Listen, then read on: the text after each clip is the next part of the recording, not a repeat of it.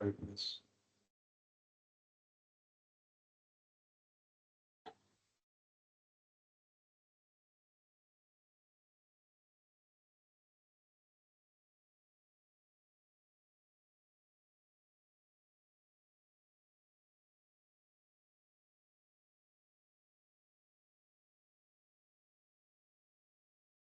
Hi, David.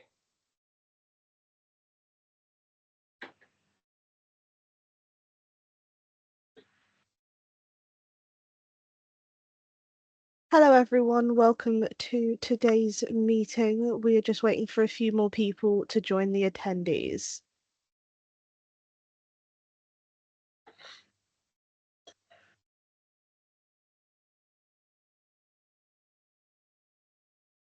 I might have my camera off a lot of the time because I've got some battery issues at the moment.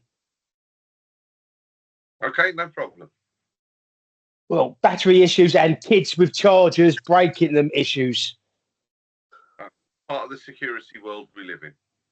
I know. I've got 6 cables. They all don't work. Okay. Alan, Right. you can start whenever you're ready. Everyone's listening. Okay. So thank you all very much for joining us at West London Chambers of Commerce Cybersecurity webinar this morning. I today am going to be your stand-in Sally, who unfortunately is not very well. I hope we can all wish her the best. We're very proud to have with us Sean Wilson, Operation Commander of the West End area of London, James Bowler, Station Commander at Heston for the Fire Brigade, Aisha Worgan, who runs a WalkSafe, Gavin Pomfret from Timeless, David Ellis, a barrister, talking about legal repercussions from a cyber attack, and at the beginning you have to put up with myself.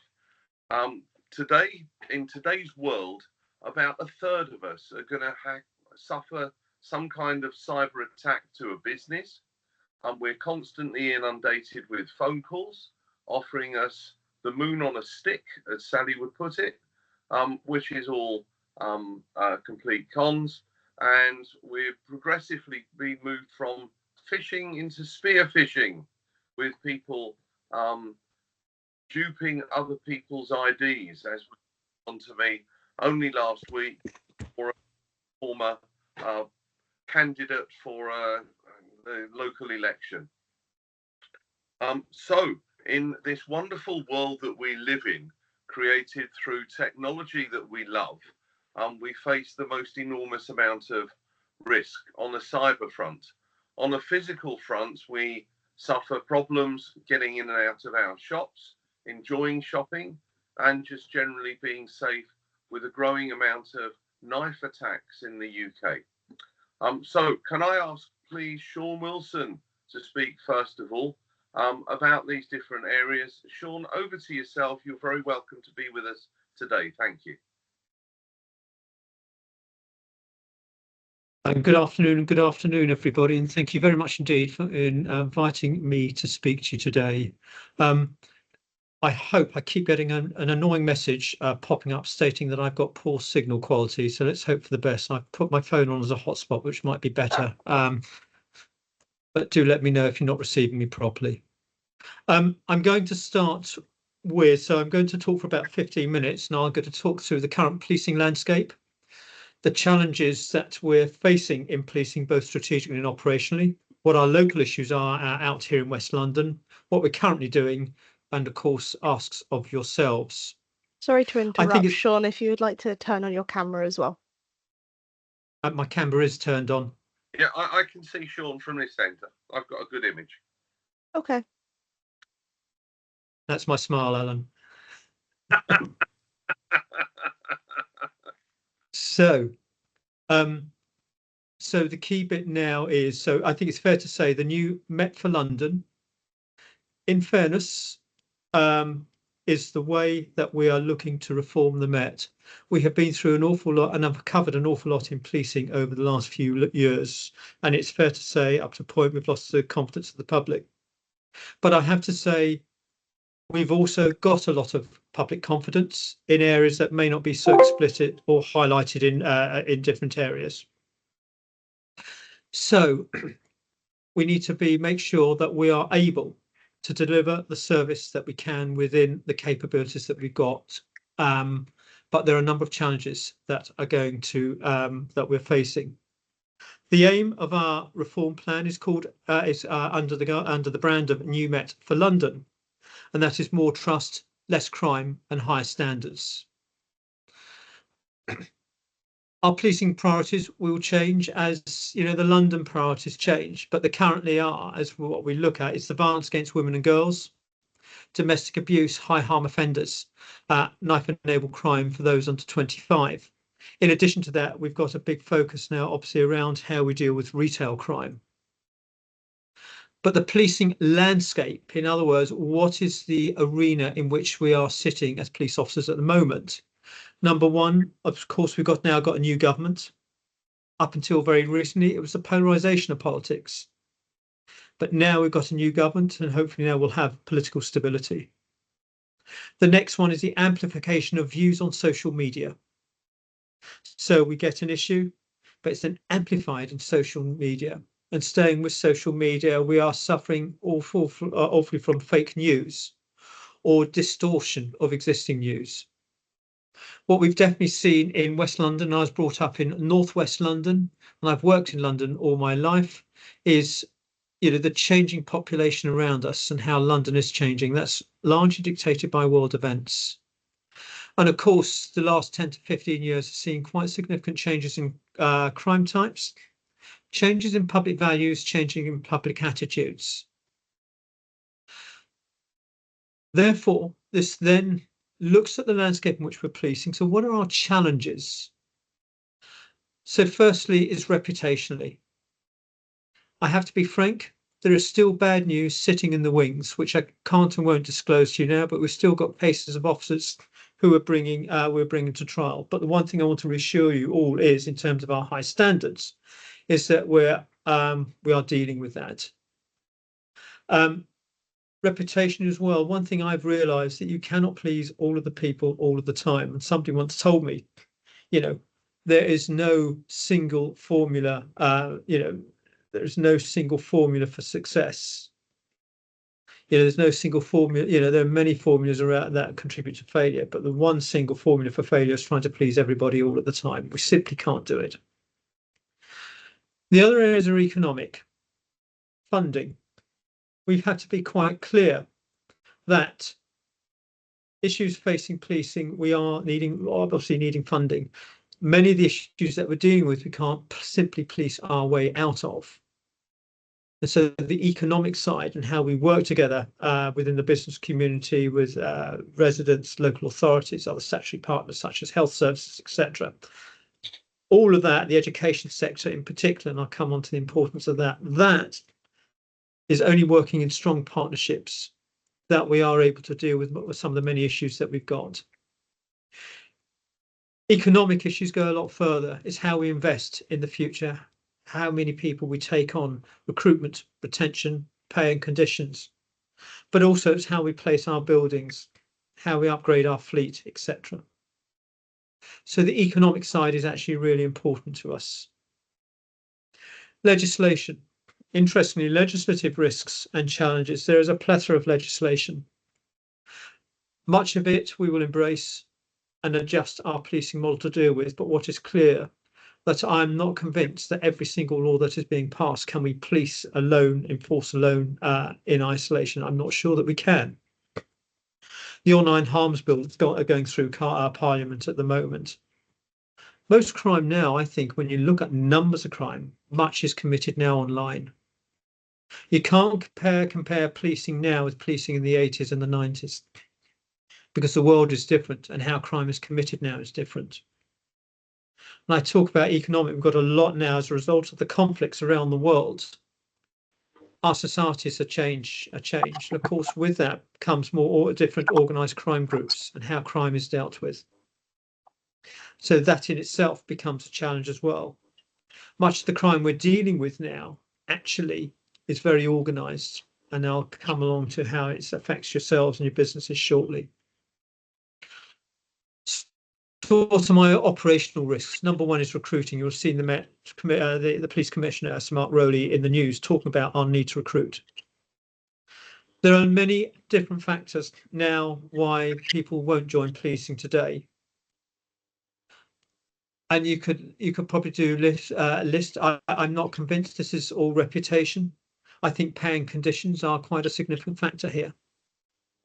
But also I think policing is a brilliant, rewarding, one of the best careers out, but it's hugely disruptive on one's private lives as well. Number two, I've already discussed funding and local funding and how we set our budgets. But then number three are our state's policy and our state's management. To keep buildings going, that needs funding. The one thing that we're all clear on as senior police leaders is what we're not going to do is sacrifice people for buildings. The people and officers is really, really important. Then, of course, dealing with volume. So everything in London now has an investigative opportunity. Every crime that we come across, with online crime or otherwise, that places our demand on our policing services. And of course, volume crime, whether it's theft, shoplifting, whether it's online, etc. Everything's got a volume because everything now has got a digital opportunity, an online opportunity for investigation. There's only so much, I have to be frank, that we can deal with. Then there's protest. Well, who would have thought that we would be dealing with huge demonstrations arising out of the what we're seeing in the Middle East at the moment, the Palestine Solidarity Campaign. We've already seen other protest groups such as Just Stop Oil, Extinction Rebellion, etc., all around, our carbon footprints and the green economy. But of course, protest takes up resources. To police protest, to make sure that we facilitate the lawful protest, those take officers. So it is not unusual for me to provide officers into central London to support those protests. The one thing to reassure you, although I'm sending lots of officers uptown, I'm also able to still maintain my policing footprint within the 3 West London boroughs of Ealing, Hounslow and Hillingdon. My counterparts on all the other boroughs, who are overseeing policing on the other boroughs, are able to do the same, but let's not underestimate the challenge. There's a third challenge. I think here's the growing power of organised crime. What worries me now is the power of the drugs and narcotics markets. When we talk about commodity, we're talking about drugs and money. The human resource management is interesting. As much as I take a drug dealer, we arrest one, we put them before the court. Interestingly, with that, we might seize. We're no longer seizing a few £100 here and there and a few rocks of crack or a few bits of cannabis. We're seizing now regularly, particularly of very young people, tens of thousands of pounds and high quantities of, Class A drugs or Class B drugs. Interestingly, when we seize that particular individual is now vulnerable because somebody is owed that money, somebody is owed those drugs. The power of organised crime now is something that we do need to work together as a community in order to address. Because I think in the 80s and 90s, and it's not only about drugs, we look at it as well as commercial robberies, commercial burglaries. We talk about our courier thefts, which you would have, some of you will know something about, stock thefts, etc. These are organised groups of individuals. These aren't, I remember when I was a young constable in the early 90s, much of what I dealt with were lone people, group of 2 or 3 just working together, opportunists. Now, what we're dealing with is very, very organised and well organised with a proper money laundering net racket underpinning it. I always say when I see large drug hauls and large cash hauls coming in, and we get weapon seizures as well, and occasionally we seize a firearm or 2 out of this and with some ammunition, my first question is, so where's the money? And that is more difficult. Yes, we've got economic crime and financial investigators supporting us, but finding the money. It doesn't all go into crypto, as the movies would have you believe, but it does go into interesting areas where that money is laundered or re-laundered, and not a huge amount of it, I strongly suspect, stays in the country. As we get different types of communities, every community will have some form of crime network, and this is what we've seen as well as a proliferation of different organised groups. Interestingly, in the way that we work with local authorities and businesses, they will also work with other crime groups. and have demarcations for territories. And often when we see gang violence, often the gang violence is down to two key areas. One is a leadership or internal conflict, or number two is because one gang has gone and encroached on somebody else's territory. My other operational challenge is making sure that I know where the boundaries of police powers and policies and capabilities lie, and then where that then overlaps into, for example, areas such as mental health. We have found recently that we had become, doing work supporting mental health trusts, supporting social services, etc. The difficulty is that then takes up crime, that takes up police time, and prevents us from dealing with crime. It was not unusual to have for somebody with mental health, serious mental health difficulties, to have a group of officers sat over that individual for anything up to 18 hours whilst we try to find bed space. Those are the challenges, because mental health, what do officers deal with now? They are dealing with all sorts of things. We saw recently the very sad incident on the Croydon bus, having a joint revenue enforcement operation. And of course, the officers and the rest is all played out in the media. And I won't speculate, comment or speculate on that now. But as when we come into joint partnership work, we absolutely must know where the boundaries of our operation stop, what our role is. And sometimes we tend to encroach into other areas. If you were to come on to any response policing team today, a lot of our work on response policing teams, and of course in neighbourhood policing teams, is mental health related. Often that mental health is fueled by a cocktail of drugs and alcohol, mainly drugs and different types of drugs.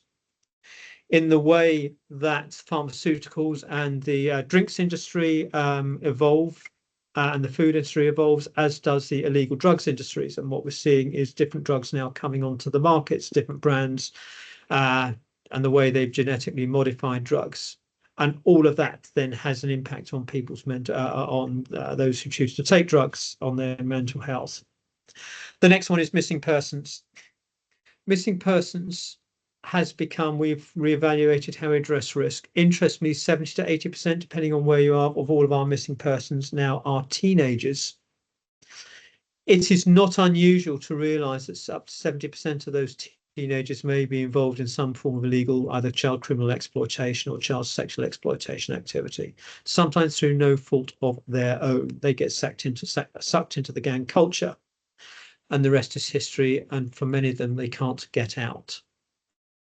And that is going to need a lot of hard work right across partnerships. My officers can't become parents, social workers, teachers, counsellors, mentors. By the time they've come to our notice, often you will find that every single other safety valve, safeguarding mechanism will have failed. What we're trying to do now is get further upstream. What the gangs are doing are getting into the youngsters now. We're seeing them now trying to get into the primary schools. You've got to be really careful about this.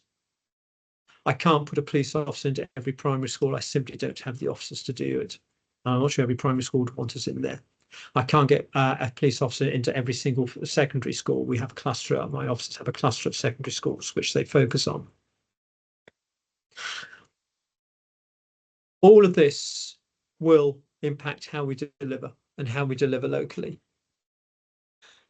Then, of course, let's look at the retail economy, particularly in West London. And the biggest example, I spent very rewarding policing years in Camden, where there's in Camden Borough, where there's huge nighttime economies, high and low density developments, investment into commercial developments, where the transport links. Interestingly, out of West London, from a policing perspective, the Elizabeth line has been an absolute game changer. So what we have found now is that robbery groups have been coming over from East London and down from Wandsworth and coming into West London and committing robberies. The beauty with that is, of course, we've got the CCTV. And we've got other investigative opportunities that come with the Elizabeth line. So in many ways, our investigative capability has been enhanced as a result of the Elizabeth line, but of course it has been also a conduit for crime. And then we look at, what do the residents want? What do the commercials want? So in terms of the residents, they're very concerned about, and rightly so, about antisocial behaviour. For that, we do a lot of work with our local authorities. Whilst we're doing that, within those estates, we're seeing addresses that are being cuckooed. In other words, vulnerable individuals, the addresses being occupied by those with more nefarious purposes, to use those addresses as outlets for some of their illegal activities. Often this will be related to drugs. I talk about money for ourselves, finance, funding for policing. I know my colleagues within the local authority will be the same thing. They are also strapped for cash and for funding, how much enforcement work they can actually put out and recruit into it. So the importance is our partnerships, but with the business communities and the charities. But with the business communities, for me, it is also around the licensing industry and the security industry. What is interesting is that most of you, the bigger businesses, will have quite a good and effective security officers. Interestingly, and I found this to my detriment the other day when I supported the chase of what I thought he'd stolen a handbag and a robbery. Actually, it was a very expensive handbag off a shop floor, which I hadn't known at the time. But chasing him, caught up with him, for the security got there just before me. But interestingly, they would not touch him, put hands on. They expected me to do it when I identified myself as a police officer. That is a problem because to put the hands on, we do need, and I know the SIA, the Security Industry Authority, they do, the accredited, they can put hands on. If we're going to develop a nighttime economy, I can tell you now, yes, we will support it, but there need to be safeguards in that. I need to relook at the policing model to support any nighttime economy. We look to grow, and at least one of the boroughs wants to do that, and absolutely right for all sorts of reasons. It generates the economy, generates the income, etc. But within that has got to be a very good security plan as to how we manage that and the accountability structures with that. My neighbourhood superintendents, each of my boroughs, every single borough in London now has a neighbourhood and partnership superintendent and a structure of officers that will help support you around that. Before you deliver a nightclub, go on. You want to say something, Alan? I've been asked to remind you at 20 past. Perfect. I will look to finish off. I've not got much more to do, I promise you. Thank you. What you're saying is so interesting. I'm very happy to give you a bit more time. Absolutely. Thank you. I could do the whole day of this. Okay, let me try. I've got another meeting at 11, but I will just after 11, but I'll hang on for as much as I can. So now, what are we doing? So the power of volunteers. So we've seen the power of volunteers in the charity sector. I think the power of volunteers in policing and with yourselves will help. For us, the best volunteers we have are special constables. So I would encourage you all, if you're able to invest in some of your members of your staff to come into and become special constables and attest them. And I'm happy to look at how we create business districts around there where we have special constables in that. But bear in mind that whilst they're on duty as special constables, they're answerable to a Met Police structure and not your own line management. So that's number one, which I'm very happy to discuss. Number two, our business partnerships are really important. I know there are various funding issues and funded posts. It works, so the funded posts are very important, but there's a caveat here. Funded posts are great, whilst I've got the deployable officers that I can invest into them. But if I'm short of officers, I have to prioritise some of the other areas of policing, as we've already talked about, the drug dealing, the organised criminal networks, those who are stealing high value motor vehicles to order for spare parts, etc. I can come on to that at a moment as well. We have live facial recognition. Live facial recognition for us is a game changer. Everyone thinks it's new. It's not. I'm in the wrong audience here because I'm not sure I could get a full show of hands, but I know on my device I've got now facial identification. Went from fingerprints now to facial identification. I come back into Heathrow Airport from holiday, I'm into retina recognition. Moscow, not that I've ever been to Russia, I haven't, but looking at how it's being used worldwide, they have face pay on their underground system. You know, so facial recognition is with us, and whether we like it or not, it's with us to stay. Facial recognition in terms of crime prevention purposes is an absolute At Timeless, we sell that, by the way. Say again. I think Gavin, that's what we sell at Timeless. Interesting. We do the facial recognition. Yeah, we're at the front edge of that. So yeah. Well, thank you, Gavin. Thank you. So facial recognition and the accuracy of the facial recognition that we use in policing, we make sure that it's not disproportionate. It doesn't matter from where the background is, what the background, the heritage of the individual is, and even identical twins, it can distinguish. It's got an amazing accuracy level. And so the bit around facial recognition, you know, and in terms of its ability to learn, so I can see that development ongoing both within the commercial sector, but also for law enforcement purposes as well. We're recruiting, as I talked about, police constables, police community support officers, and of course our work with the schools. We take a 4Ps approach into policing. So in other words, let's stop preventing people getting into criminality in the first place. Well, when you look at your organised groups that are doing the shoplifting, the large scale sweeping through the stores, the dipping, particularly in your town centres, the dipping teams. Interestingly, they're organised groups. They will have a gangmaster there who will provide what we would call a third eye. In other words, keeping an eye out for cops or undercover cops who may be looking to swoop in on them. Interestingly, a lot of them may be women. Some of those women are going to be victims. They will not necessarily be there out of choice. And we will have seen that with some groups that will have flown in. They fly in, very well organised, occupy a house for a little bit, sweep an area, then fly back out. Some of those women will be victims. So need to be careful on that. We will still arrest, we will deal with it, but our policing approach is going to be very, very different. So that's the prevent, prepare and protect. So in other words, how do we prepare businesses? How you invest in your security, what your security looks like, what your checks and balances are, what your governance is. And then of course there's the soft side, so the people side, but there is the physical side. In other words, what is the layout of your stores, your departments? You know, what are your security tags are? And then of course there's the pursue. When we know we've got a high harm offender, an offender that is prolific, so I should say a prolific offender, we will pursue them, provided they're still in the country. 80 of the people that I want for my high harm offences, so with violence, are out of the country at the moment.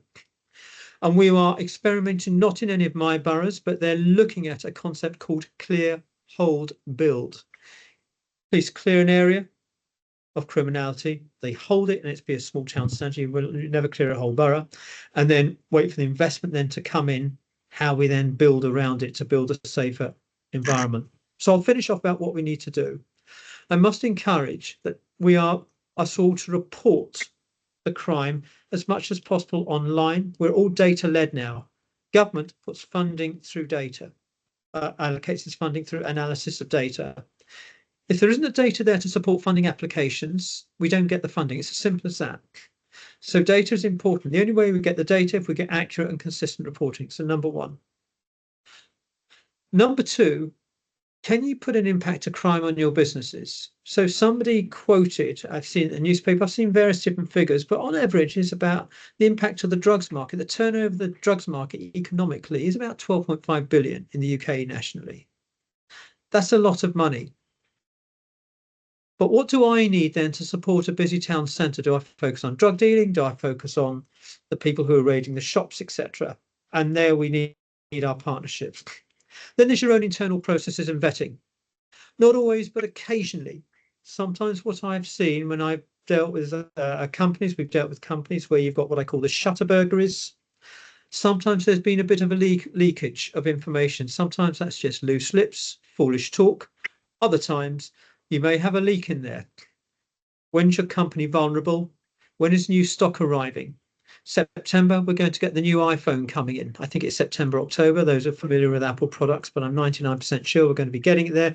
That's going to have a different crime dynamic because we then see a spike in our robberies.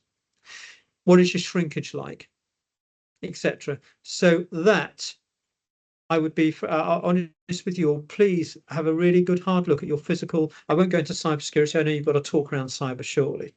What's the physical security look like? Where are your till points? Where are your security guards? What are your security guards emboldened and empowered to do? One thing that I have found sometimes it's not always been able, we've not always been able to launch a successful prosecution because the security guard simply does not wish to pursue. I won't name the store, but I remember once in a part of northwest London where a well-branded store decided that they would not pursue shoplifting prosecutions because they couldn't afford it. I don't need any of you to guess what happened to their stock loss over the following 6 months before we managed to persuade them to reverse that decision. It's an old anecdote now, but I still use it. Occasionally we will have assaults on security staff. We will absolutely pursue that. But what we can't have is we're about to go to court. You've got the defendant who's pleading not guilty and the security guard doesn't turn up. So you must please support that security guard before they go to going to criminal justice process, whether you contract them, contract in your security provision or otherwise.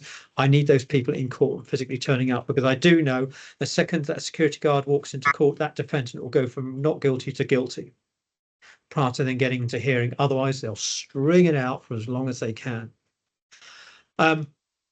I value our partnerships, I value your frankness, and I value the continued dialogue we had with each other. I would never expect you to do our work for us, and I would try my absolute best that we don't do your work for you, but where we work in partnership is the absolute way that we're going to make sure we've got secure town centres and businesses for the future. Thank you very much, and I'm open to any questions. So I'm going to lead the questions first of all. It's Alan Rides here.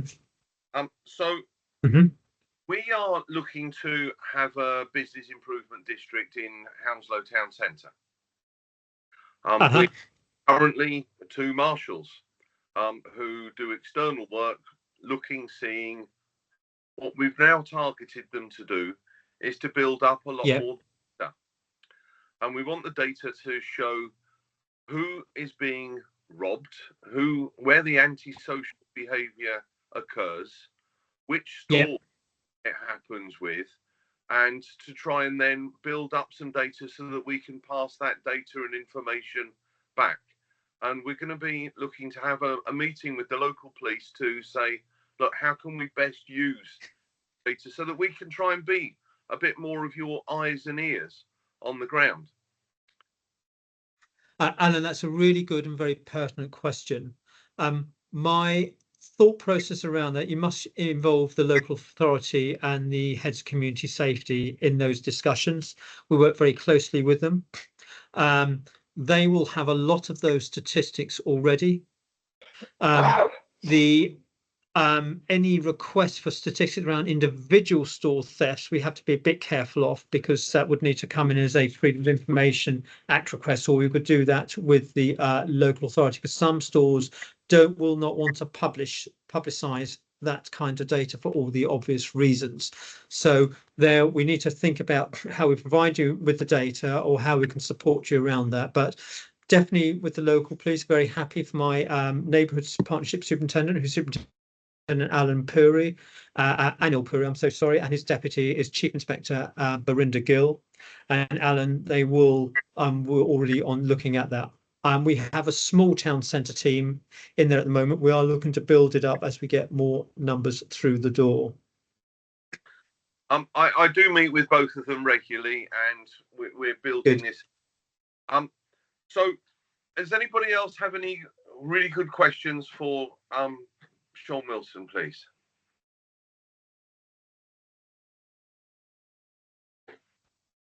Hi, Alan. It's Gavin. Hello, Gavin. Shoot. Oh yeah. Hi. I've got something interesting for you. Have you heard of a thing called PIMI? PIMI. No, I haven't. Okay, so no, if you take a photo of someone, it will find them using AI anywhere on the internet. So anywhere. So if I took my photo on it, it found me 12 years ago, dressed up as Daffyd in fancy dress. It still recognised me. So it will tell you who that person is by a photo straight away. It's very accurate. Right, Now, this is really important. Can you just spell that out?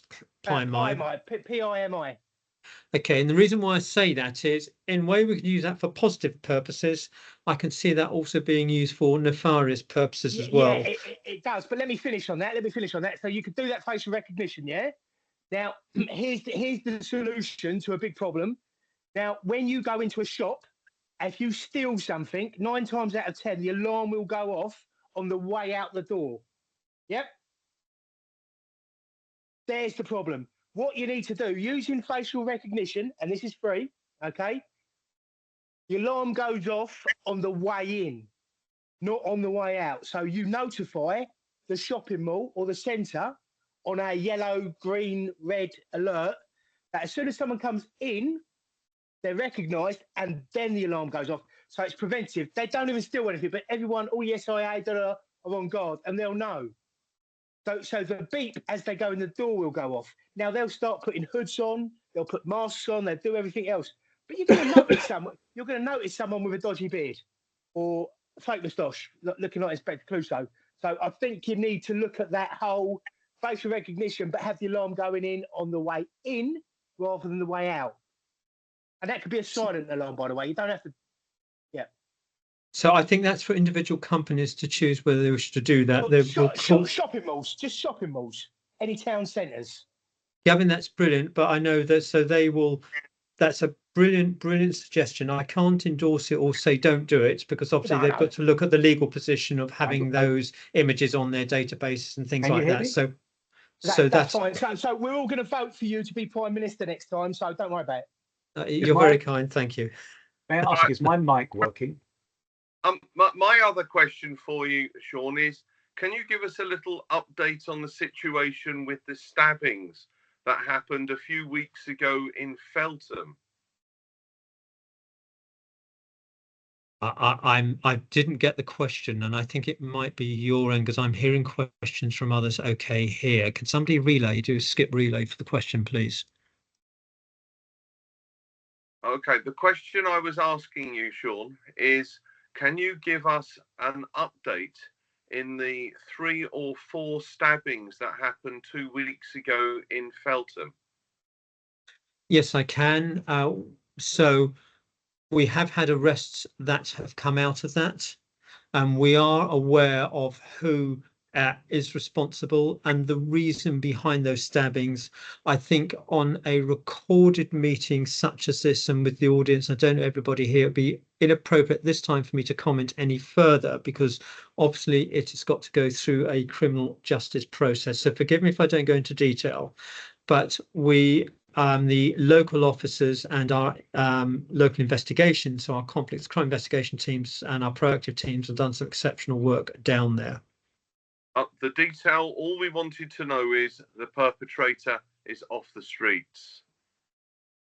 Thank you. So we're fully aware of that, and so we have made some progress in there. But of course, often these are disputes between individuals, and sometimes it can be quite difficult with some of these getting the full story. But I know they've done an exceptional amount of work around this, and I'm quite pleased with the outcomes that we have got here. Thank you.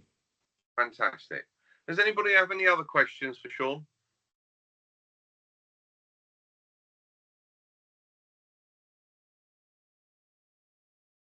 Okay. I don't have access to the chat room. Do you see anything in there, Lisa? No, I can't see any questions in the chat. Okay, then thank you very, very much for your input. Your description of what's going on in the police today around West London is valuable. And I'll just say one final thing for you, Sean. We all travel abroad quite a bit.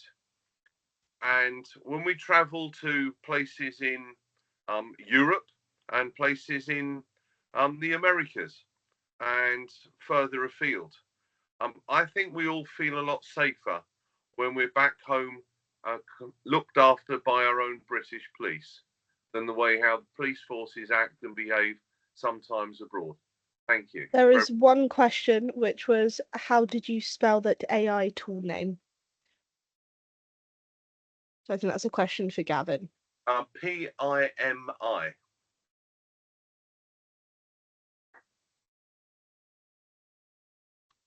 Right, thank you very, very much, Sean. Can we then move on now to, I'm not sure if the next speaker has managed to make it. His name's James Bowler from the London Fire Brigade.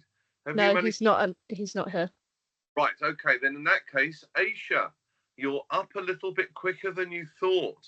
I'll give you enough time to pull yourself together and your is up. Aisha is running a group called WalkSafe and helps people get walked safely through areas. I'll let you describe everything you do, Aisha. You don't Thank you. Thank you, Alan. Just going to share my screen 1 second. Hopefully you can all see my screen. Amazing. Okay, great. So if you haven't heard of WalkSafe before, we're the UK's leading personal safety app, completely free for consumers. The mission is for it to stay that way because quite often the most vulnerable people don't have access to funds for applications. But yeah, we are the leading safety app in the UK, and I'll go through some of the features that we have. As a bit of backstory, this is Emma Kay, our founder. So she founded WalkSafe a couple of years ago now in 2020, based off of personal experiences growing up. She's the daughter of a Met police officer, so as you can imagine, very strict rules in the house, but she still came across a lot of unwanted behavior that many of us have experienced, particularly us as women, things like catcalling, following, flashing, really kind of scary and unsettling events that stick with you as you grow. She gave birth to her daughter a few years ago, and that was really the catalyst for her to want to make a change in personal safety and helping people feel empowered in public. She found, and I completely agree, that a lot of our solutions to personal safety can be quite reactive. The idea with WalkSafe is to be as preventative as possible. Obviously, you can never predict when the next crime is going to happen, but you can be as well informed as possible and feel as empowered as possible. So the idea with WalkSafe is to have some technology in your pocket that gives you that peace of mind wherever you go. Again, just a little bit of background on us. So we do work with major brands globally. If you know the police CPI, they run an initiative called LSAVI, which is Licensing, Security and Vulnerability Initiative. They train venues in security and vulnerability training across the country, and we have all of those venues mapped on our safety map, which I'll go into in a short second. We did a campaign with Airbnb at the end of last year to promote safe solo female travel. And then Budweiser, we've worked heavily with them over the past few years on a few campaigns. Most notably last year, we did a campaign over the Women's World Cup, did a lot of research about female fans and their kind of perceptions of safety. And the results were quite, scary, to be completely honest. Almost 60% of female football fans and sports fans in general completely avoid going to evening games, and that includes pubs as well. So they will just watch the game at home, and that is all in fear of their safety, both at the venue or event and getting home as well. So this campaign, as you can see, Get Everybody Home Safe, that was a campaign kind of aimed towards people making sure that them and their friends get home safe, and really promoting that notion of checking in on people and making sure that people get home safe. And then Lodge Service is a global security company that we work with for our employee safety product as well. We do get asked every now and then, unfortunately, do people even use safety apps? And the answer is absolutely. So we've had almost 1 million downloads now nationwide.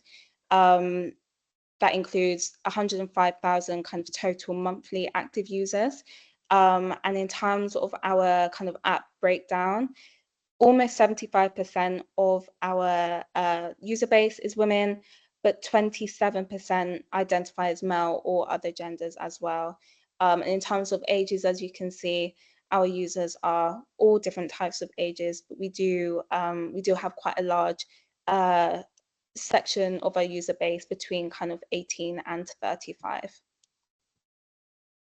A couple of screenshots of the app. Again, if you haven't seen it before, I'll go through a few of the features. So again, this is completely free. We have journey sharing features, so WalkSafe and HomeSafe. WalkSafe, you share your journey from start to finish with your trusted friend. They can see where you are on that journey. If you arrive at your destination, they'll be notified. If you don't, they will also be notified. And then we have HomeSafe, which is key for those people who don't necessarily want to share their entire journey. They just want someone to know if they've arrived home safely. So this can be set up in advance. So I can set this up, you know, in the morning, plan to go on a night out in the evening, and I want to let someone know if I've arrived home safely. So I can set this up and say, I'll be at X destination at Y time. If I'm not, please notify this person. And what that will do, if I've set it for 10 p.m., if I arrive home at 10 p.m., that person will be notified. My location won't be shared. It's all thumbs up. If I don't arrive at that location by the time that I've estimated, my live location will start sharing with that person and they will also get notified. Obviously, best case scenario, I'm just down the road, running a few minutes late and forgotten to update my WalkSafe. Worst case scenario, I'm somewhere completely different, but that really allows that person to be able to check in on me at that point as well.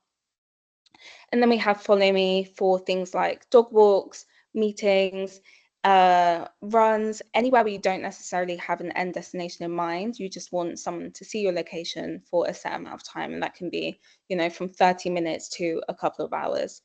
And then we have our SOS button as well. So you can see this orange button here. Hold that down for 3 seconds. And what that does is alerts all of your trusted friends who you have on WalkSafe that you've alerted your SOS and to please check in ASAP, and it will also send them your live location.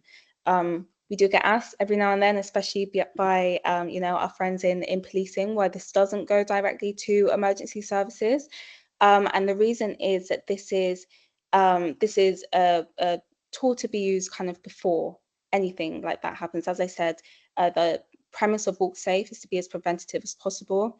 A key kind of use case of an SOS being used is I'm walking down the street, I'm being harassed, or maybe I'm being followed, but I don't quite feel comfortable yet calling the police. Nothing yet has happened to me that is a crime that I feel comfortable calling the police about. But I would love if one of my friends could check in on me, give me a phone call, make me feel safer, send my location to them all at one time.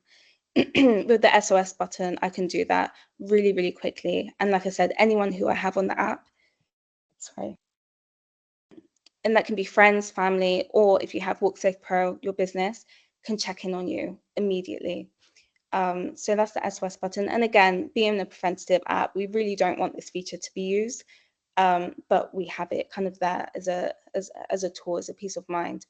And then we have our safety map, which I'll go through in more detail in a minute as well. Some stats that we found, and this is back in 2022, so I actually think this data has increased since then. So 60% of all adults have experienced harassment on the streets. That's male and female. Almost half of women feel unsafe just running local errands. So we know that this issue is prevalent in the daytime as well. We know that there's a huge focus on nighttime economy, and rightly so, but there is still issues with perceptions of safety, especially in the daytime.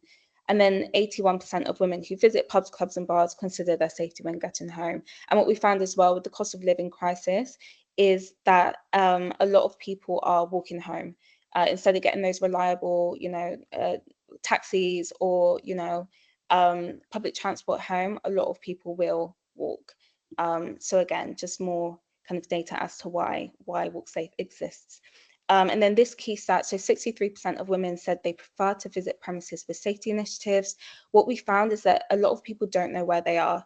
So BIDs, councils, local businesses are all investing into safety initiatives, things like as for Angela training, anti-spiking training, training as a safe haven, being dementia friendly. LGBTQ friendly, all of these amazing things, but locals and visitors don't know where these places are. So the idea with WalkSafe and our safety map is to have everything in one place. So as well as all of the features that I spoke about just now, the journey sharing, the SOS button, we also have a safety map where we can promote all of these venues that have done this amazing training. As you can see here, this is one of our venues up in Bradford, Bar Fibre. They have active bystander training, As for Angela training, they have charging points, they're LGBTQ friendly, and they also have free period products. So all of these icons obviously mean something. When you click on it, it will give you a description of what each safety initiative is. And we have tons of icons for specific safety initiatives as well. We have the opening times, a little description of the venue, and also the opportunity to provide feedback. And this is something that the bids and councils we work with really love, because we know it's difficult, if not almost impossible, to mystery shop all of these venues. This gives real time user feedback, so a user can put this completely anonymously, little thumbs up, thumbs down, had a really great experience, felt really safe here, security team were amazing. Or alternatively, I asked for Angela at the bar and they told me Angela doesn't work here. And that does happen every now and then, naturally, just with the high turnover of staff in hospitality industries. But that information doesn't show on the map. We're not a TripAdvisor. It doesn't show on the map. It comes directly to us, and then we feed that back to the venues, the bids, the councils that we work with. And then obviously you can get directions to the venue and you can call the venue as well. Again, just some of our icons. So we have police stations, train stations, and fire stations by default on the map across the country. Everything else will be with businesses, organizations, and authorities that we work with. And when we work with these places, they will give us information for things like taxi ranks, safe hotels, leisure centres, bus stations. We're just launching in Manchester in the next few months. I would recommend, if you have WalkSafe or you plan to download WalkSafe, go into the app, scroll into Manchester. They have around 200 icons of all of their venues with amazing initiatives. And we can also geofence. So this is our Hammersmith bid personalization that we have there. And we launched there in November last year, really kind of proud and happy to have launched there. They have a personalized banner. So as soon as you walk into the Hammersmith bid geofence, you get this nice banner. All of these links, so these are all links provided by Hammersmith Bid. So we have the bid website, we have StrutSafe, who they work with, As for Angela, the Susie Lampley Trust, and also their Women's Safety Forum. And these will open up in web pages for people to see. We can also do things like pop-up notifications. So they recently had a Pride event in June. We sent a notification to 800 people in London to notify them of that event.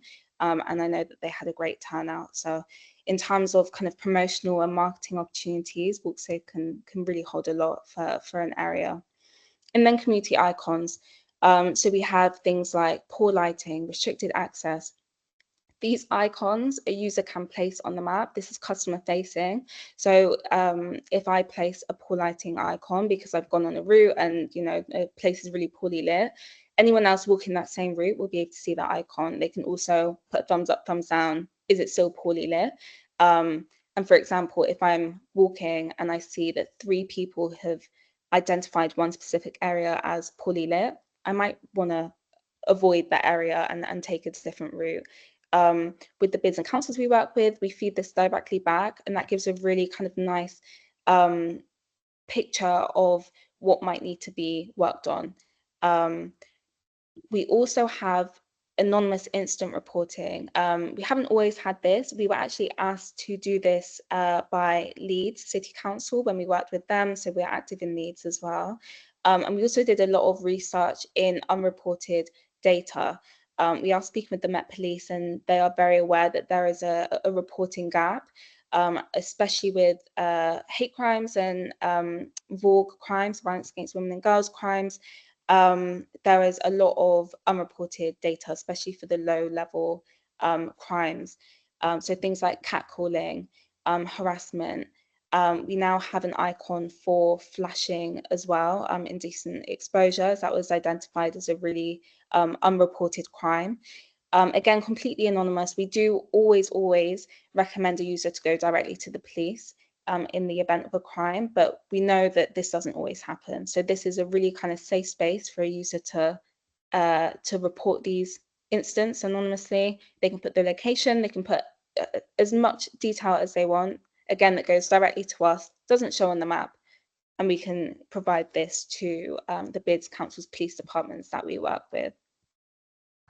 And then our live beacons. So again, we know that BIDS councils, they're all investing in things like street support. So your pastors, your marshals, your street angels, even live security. So we have Canary Wharf's 24/7 shopping centre security live on the map.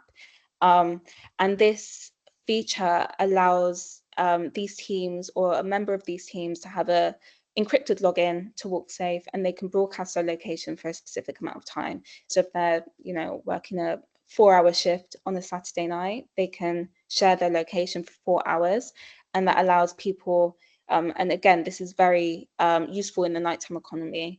Your drunk students who really need help and don't want to be running up and down every street to find their nearest angel, they can go on WalkSafe and see where the nearest one is, so that they know exactly where they can get help. And this can be used for things like SOS buses as well, and kind of static help points.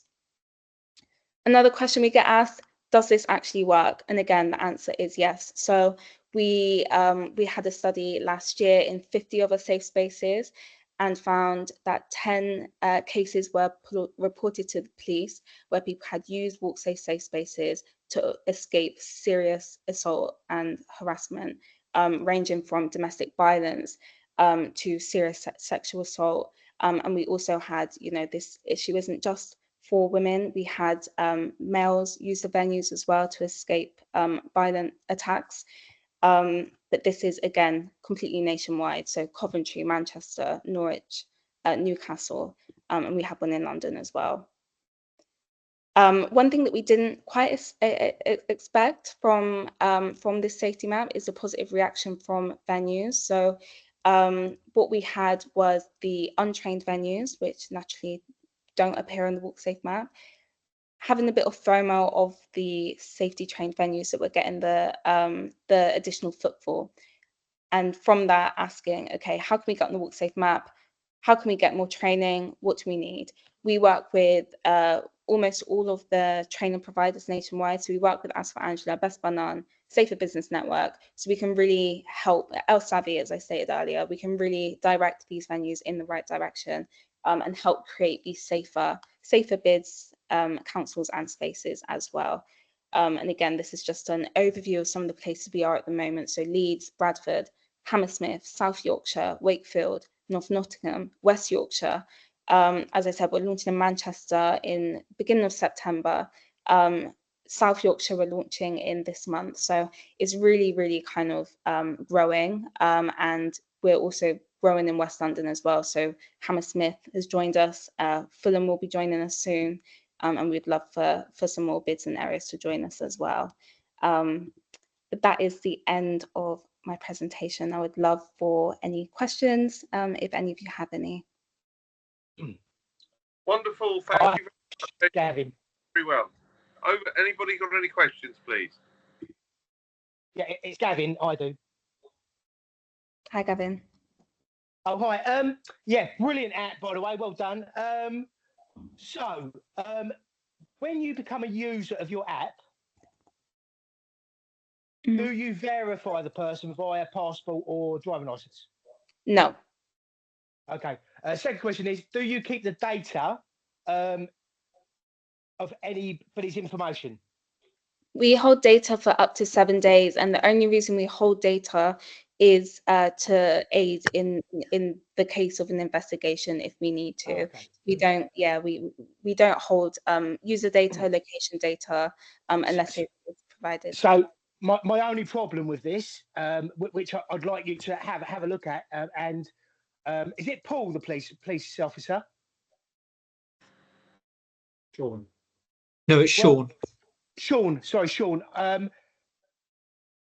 if I'm a criminal and I want to find vulnerable people late at night, I can download your app and find out where the vulnerable people are walking safe. No, no. So our map, the routes that our map provides are basically driving routes. So you I know, mean, the not WalkSafe, the WalkSafe. yeah, but you can't see where anyone is walking. Someone has to share a journey with a trusted friend or family, so you can't see where anyone is unless someone's directly So sharing. there's no routes that you put online that you go, this is the safest route and this is where the problems are. No, you have to input. So if I'm at home and I'm going to a train station, I use it like Google Maps. I input my end destination, press go, and then it takes me. I thought you said that you could I thought you said that you could upload if there was a light spot or something. Yeah, so if an area is poorly lit, then a user can put a poor lighting icon there so people can avoid that. But we don't give. But I would be able to see that if I downloaded the app. Yeah, yeah. But they're not safe route, they're giving a non-safe route. Yeah. Right, so if I'm a criminal, I'm not going to find many people in that area. That's why I think verification is useful. I mean, especially because our roots are in violence against women and girls, we can't we wouldn't feel comfortable to verify every single user. There will be some users who will not be able to verify themselves. And like I said, we aim for the app to be as accessible as possible, even for those without identification, photo ID. Can I ask, Aisha, is it available to all ages and all, so children could use this as well? Yeah, so we work in terms of age restrictions, it's on the social media age restrictions, which is 13 plus. 13. We are working on because we would love for this to be used by children as well. We think it's a really great way for location sharing or journey sharing, you know, walking to and from school. So we are working on that, but at the moment it's 13 plus. Because I'm a GDPR data handling sort of lawyer, and I look at these issues about consent and people giving you the data. And of course, you're right about the age group 13 and below. You need parental consent. Yes. Brilliant. Okay, thank you very much for your presentation. Really good. Very, very good. Very good. Sean, I know Sean needs. I'm sorry, everybody, but I have to go. Yeah, thank you for your input. This was very valuable. Oh, Sean, when can I come and meet you? I need more conversation with you. You just know everything. I am sure you can contact Sally or Alan. Are you looking for a free intern? We do, so you can go through the Met Police centrally, and we do internships. Or special constable. Or special constable, indeed. To move this on quickly to the next speaker and say thank you very much to Sean. Gavin, can you please give your presentation? Oh yeah, sure. I'm working with David. Not working with David, but David and I are going to do it together. Okay, shoot. I'll just let me put my video, introduce myself. Hi everyone. So I'm working with Timeless at the moment. But I don't say at the moment. I'm consulting with them now. We're talking about cyber security. I've actually I'm working with Michael. I've invented a solution which will stop cybercrime. So I've been dealing with the top CEOs from Lockheed Martin to MI6, MI5, and other people to put this solution together. It's like when car stereos used to get stolen. We fitted the car stereos in and they stopped getting stolen. Banks used to get robbed and took the cash out of the banks stopped getting robbed. So what we've done is we've taken the motivation out of cybercrime. Now, I know David's going to go on it a little bit more, but the main thing, you know what, if someone's going to steal your stuff, they're going to steal your stuff. You won't stop them stealing. Now, in my experience, at the moment, there is really no such thing as security. No one is secure at all. If I wanted, and anyone could sign to this, if I wanted to steal any of your data from any of your companies, it would probably take me about 20 minutes to do it. So if anyone wants to sign a disclaimer, I could come into your office and steal your data in 20 minutes. Now, the simplest way, and this is how scary it is, the simplest way of stealing your data in a company is walking up to reception, probably, and this happens, pretending you're the photocopier engineer, undoing 4 screws on the glass of your photocopier, taking out the hard drive of your printer or photocopier. Everything you ever printed, scanned, any data is on that hard drive, and we just upload it. We had 90 machines turn up from the police, and they had every bit of data still on them from 20 years. So if someone's going to take your stuff, they'll go through your bins, they'll do it manually. Cyber, yeah, big problem. I mean, some of the countries at the moment, you have to have a 3-day food storage, clock storage, power storage, because they are expecting a very, very big cyber attack on a global level. Top tips are probably don't reply to anyone you don't know on WhatsApp, on emails. And I know it's difficult, and that's probably why I've got 37,000 unread messages at the moment. Always, if you do get an email from PayPal, Tesco's, Barclays, Santander, just click on the email address and check it says www.santander.com.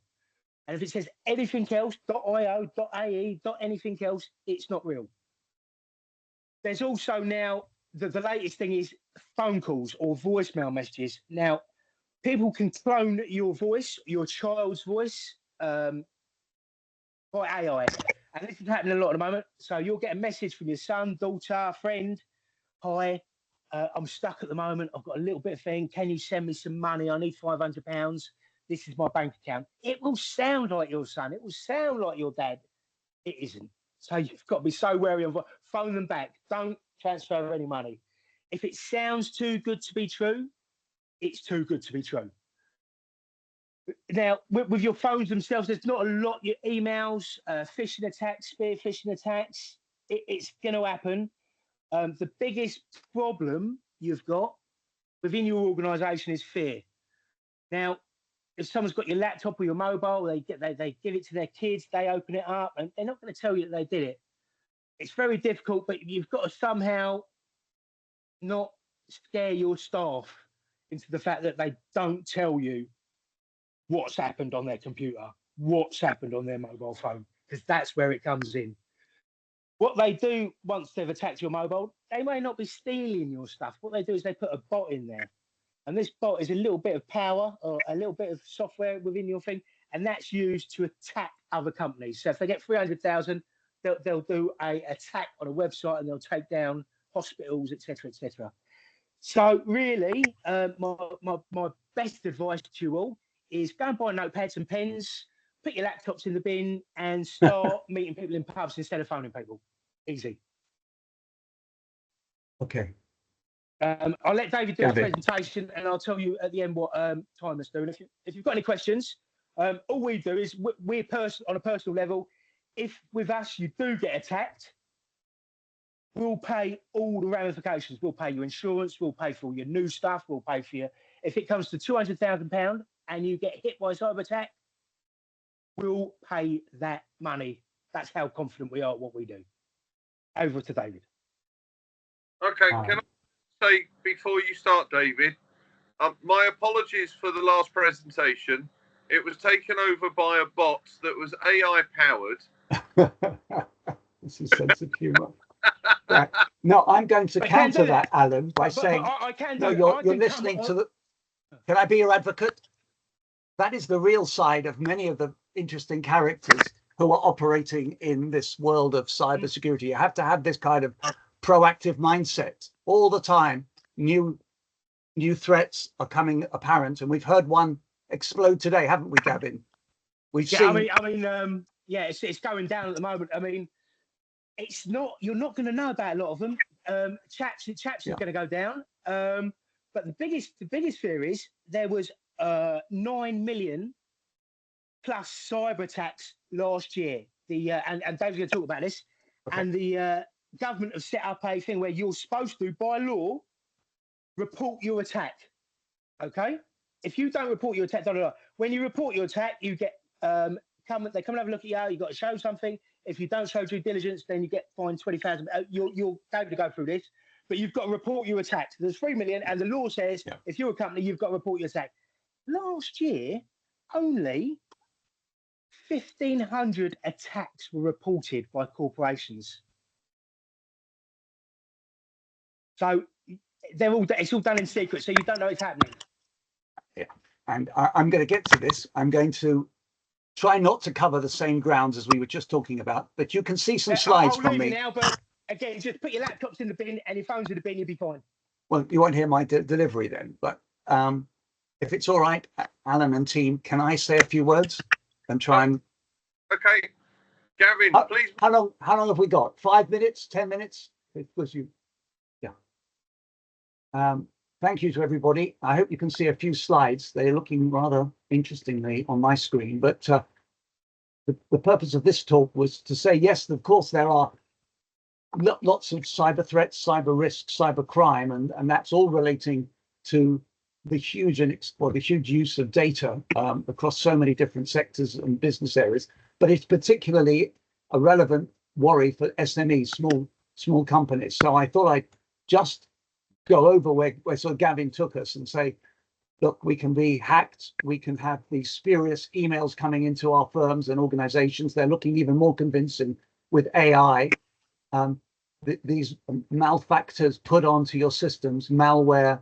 They sometimes put their own advertisements. They can do data mining. They can do Bitcoin mining if you don't know that they're there. They can come into your systems. And the crime is that they're going to encrypt your data and then hold you to ransom. They're going to publish your data across the dark web. Some of the cases that a firm like the law firm that I work with, W Legal Experiences, are very often to do with frauds. We're seeing a great increase in Bitcoin-related frauds. And we're also having a considerable amount of identity-related frauds, as well as the theft of software. If I then move on quickly to just cover the ground about the explosion in this cybercrime, it's a huge global problem. Over $6 billion worth of estimated crime in this area in 2021. So we're 3 years later. It's escalating. It's actually 6 trillion worldwide. Did I say billion? I meant 6. You're quite right. 6 trillion. Didn't read my own. Yeah, right. With a 15% compounding increase, so what would be already up to 8 trillion of that sort of order, another 30-40% on top.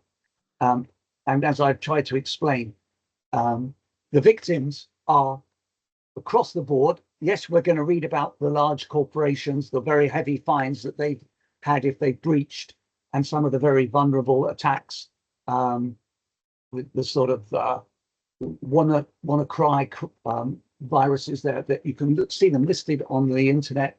There have been many that have had significant into the billion-dollar impact on business, but they also have collateral impacts on a range of other individuals and small businesses. So I was going to give a little visual survey of how to make your business more secure, and the model I was using for this illustration was actually it could be somebody's home or somebody's office, and around it you've got this picket fence, which is what a lot of us used to just purchase, was a firewall, and that was felt to be sufficient.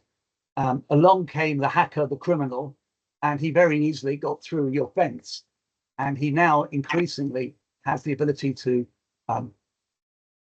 basically enter your system, play around with any basic alarm controls, and he's suddenly inside looking for the hidden treasures. And in this global data world, those treasures are your corporate secrets, your corporate personal data, your address lists, and the assets perhaps of clients and the information relating to them. So I also included here who are the agencies that are particularly overseeing, and we've heard from Sean that cybercrime is now a very specialist part of the police activity. It's broadened into the work of the National Crime Agency, the NCA. There's an obligation to report crimes to that agency.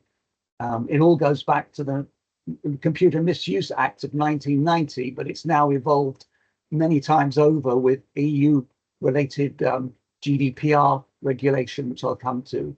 And so we find ourselves visiting the police station. Effectively, there are regulators across the United Kingdom, that's the Information Commissioner Office, and the regulators across Europe in every European jurisdiction that you hold data for those residents or your data passes through those jurisdictions. You are technically required to have appointed a representative who can be contacted by an affected data holder who loses their data. And then finally, who are the judges who will rule on this? Well, it's not just the police who come in to investigate, it's the regulators who have got this right. You have an obligation, if you're breached, to notify the regulator within 72 business hours, and then to notify your data holders as soon as practicable. Failure to do so and failure to have adequate protection systems means that you're exposed to a potential 20 million euro fine or to a 4% of your global turnover, whichever is the higher. So there are significant civil penalties, as well as there are situations where the criminal law under the Misuse Act can be enforced, and you will see crimes of fraud, crimes of theft, and the very fact that you have your system, there's a criminal who may gain unlawful access to your system means he could be liable to a 2-year prison penalty, and the extraction of data can increase those potential prison sentences to 4 years.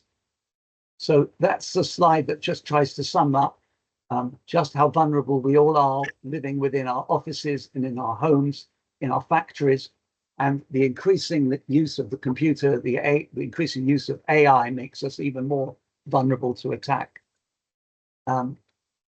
So evolving over the last 30 plus years has been this very complex framework of regulation, often coming after the event in some ways, but now embodied within GDPR, the General Data Protection Regulation, within the infrastructure statement regulations, and particularly the US has led in that area, and we have our own UK version of GDPR and our own Data Protection Act, which sets out criminal penalties.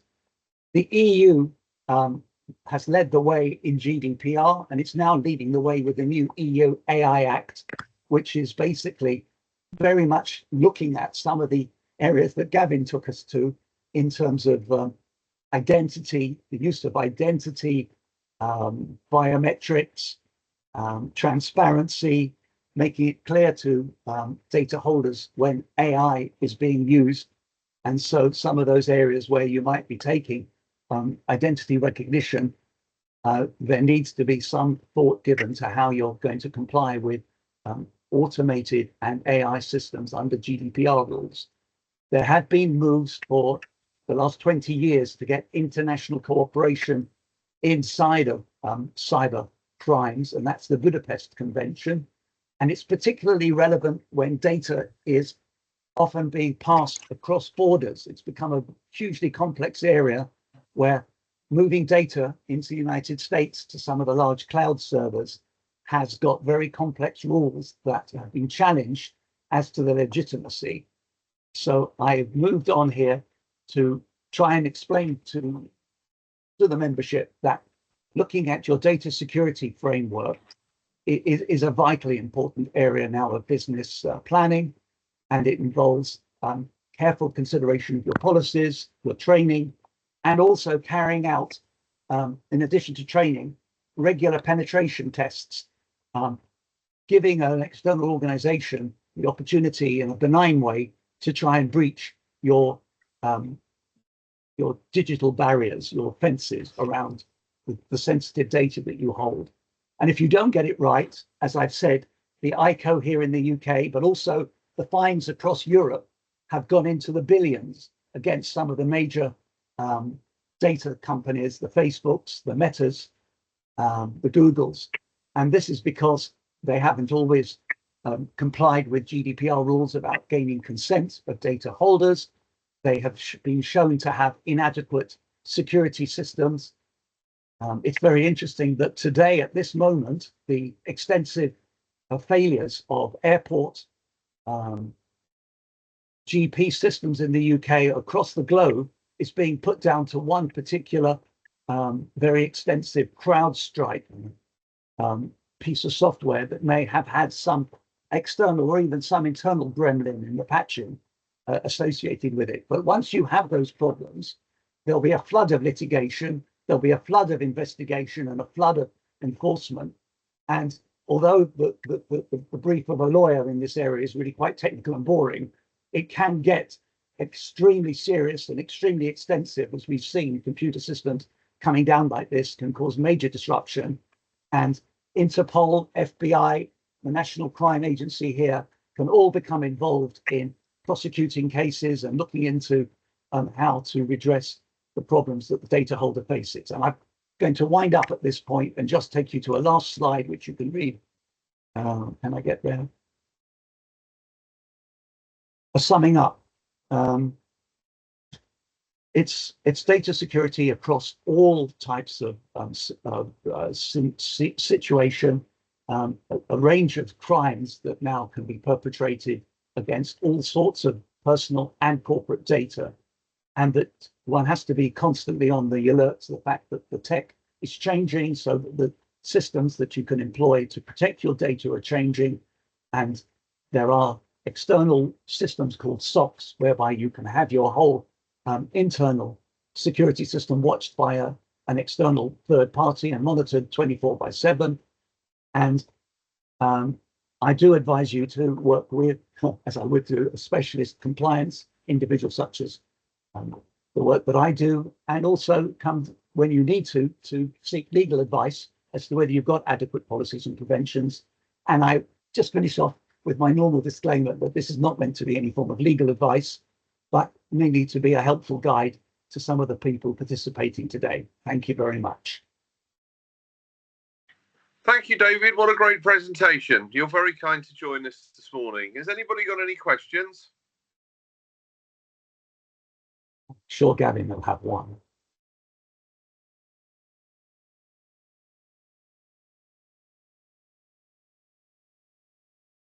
Gavin, if you're muted, please unmute yourself. Let us know you're there. Did you concur, Gavin?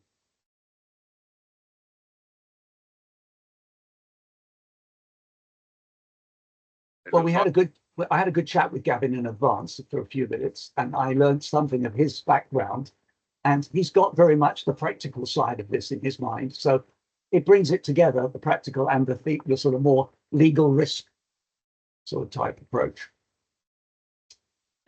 Okay, so has anybody got any questions they could perhaps put in the chat room?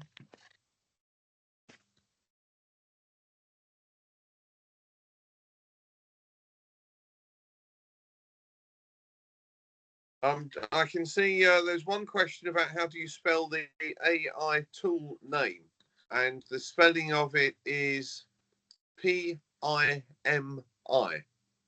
P for Peter, I for India, M for Mother, I for India. And it's you can find it quite easily on Google. I've put in there PIMI photo search, and it comes up straight away.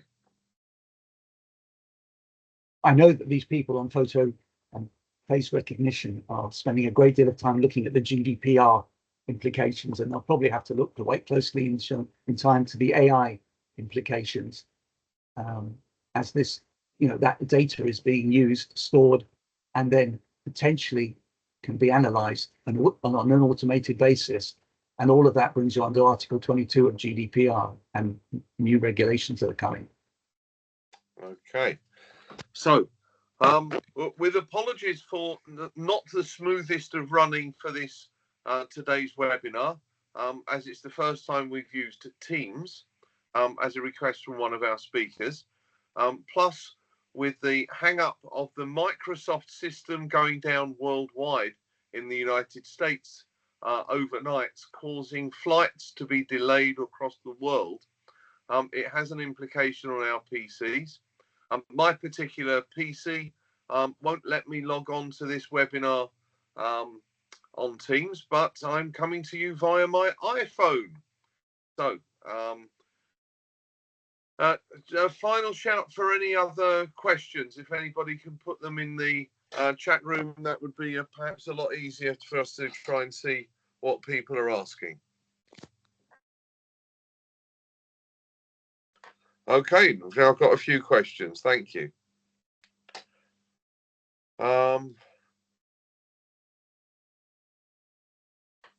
Right. Okay, so thank you all very, very much for coming along today and hearing the presentations. I'm convinced that with better cohesion between the police, local residents, and the community as a whole, we can make ourselves a safer place, and also better cohesion between people instead of just relying on sending messages on phones will be a lot better way of doing things. I'd also like to say finally a big shout out to Aisha for coming online this morning to tell us all about WalkSafe. I understand it works extremely well in Hammersmith and in Fulham. We'll see if we can export it as well to our parts of Chiswick, Hounslow and Feltham, where it would be a valuable tool for a lot of people to get home safely with. Thank you all very, very much for joining us this morning. Thank you for Lisa for holding this all together, and to all of our main presenters. I wish you a great day and a nice, warm, sunny weekend. Have a great day. Thank you. Bye-bye.